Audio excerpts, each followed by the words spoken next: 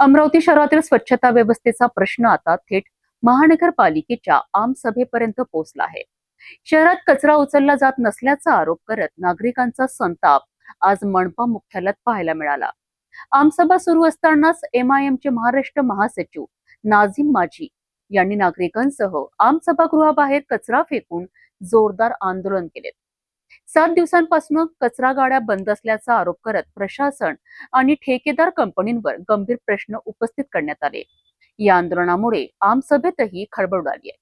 बघूया हा संपूर्ण रिपोर्ट. अमरावती महानगरपालिकेची आमसभा सुरू असतानाच स्वच्छता व्यवस्थेच्या विरोधात नागरिकांचा संताप रस्त्यावर उतरला.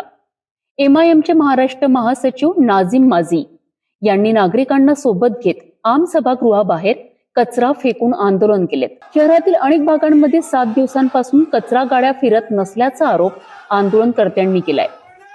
घरांमधील आणि डस्टबिनमधील कचरा तसाच साचून राहिला असून नागरिकांना मोठ्या गैरसोयीचा सामना करावा लागत असल्याचे आंदोलनकर्त्यांचे म्हणणे आहे. वारंवार तक्रारी करूनही स्वच्छता विभागाकडून कोणतीही ठोस कारवाई होत नसल्याचा आरोप करण्यात आलाय. स्वच्छता निरीक्षक अधिकारी आणि संबंधित ठेकेदार कंपनीला माहिती देऊनही परिस्थिती बदलली नसल्याचे नागरिकांनी सांगितले. स्वच्छता कर्मचाऱ्यांना वेळेवर वेतन मिळत नसल्याने ते वारंवार संपावर जात असल्याचा दावाही आंदोलनकर्त्यांनी केला आहे. त्यामुळे अनेक प्रभागातील साफसफाईची कामे ठप्प झाल्याचे सांगण्यात आले. कोणार्क कंपनीच्या कामकाजावरही प्रश्नचिन्ह उपस्थित करण्यात आले. सभागृहात यापूर्वी कंपनीचे बिल रोखण्याचा ठराव झाला होता. मात्र नुकतीच करण्यात आलेली लाखो रुपयांची दंडात्मक कपात माफ करण्यात आल्याचा आरोप आंदोलनकर्त्यांनी केला आहे. या पार्श्वभूमीवर संतप्त नागरिकांनी कचऱ्याने भरलेले डबे घेऊन मनपा मुख्यालय गाठले. प्रशासनाने तातडीने चर्चा करावी, अन्यथा हा कचरा थेट सभागृहात टाकण्याचा इशाराही देण्यात आलाय. या आंदोलनानंतर आमसभेतही हा मुद्दा गाजला. सभागृहाच्या प्रवेशद्वारापर्यंत आंदोलनकर्ते आणि कचरा कसा पोहोचला याबाबत काही सदस्यांनी प्रश्न उपस्थित केलेत. स्वच्छता व्यवस्थेवरील हा वाद आता केवळ नागरिकांच्या नाराजीपुरता मर्यादित न राहता प्रशासन, ठेकेदार आणि लोकप्रतिनिधी यांच्या जबाबदारीवरही मोठे प्रश्न उपस्थित करीत आहेत.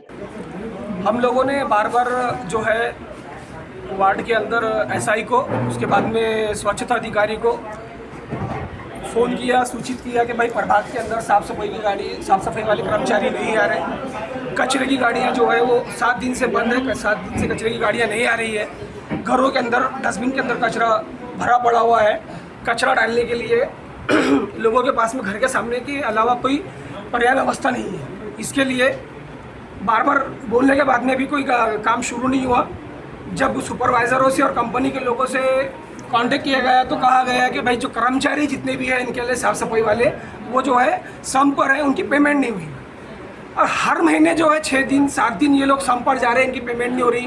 प्रभागों के अंदर काम बंद पड़ा हुआ है, साफ़ सफाई का धिंगाना हो चुका है और उनके बिल बराबर निकाले जा रहे हैं। सभागृहों के अंदर पिछली मरतबा ठहराव लिया गया कि भाई कोणार्क कंपनी का जो बिल है वो पास नहीं किया जाएगा, बिल रोका जाएगा। और फिलहाल पिछले हफ्ते के अंदर जो है कोणार्क की 80 लाख रुपए की जो कटौती की गई थी वो कटौती माफ़ कर दी गई।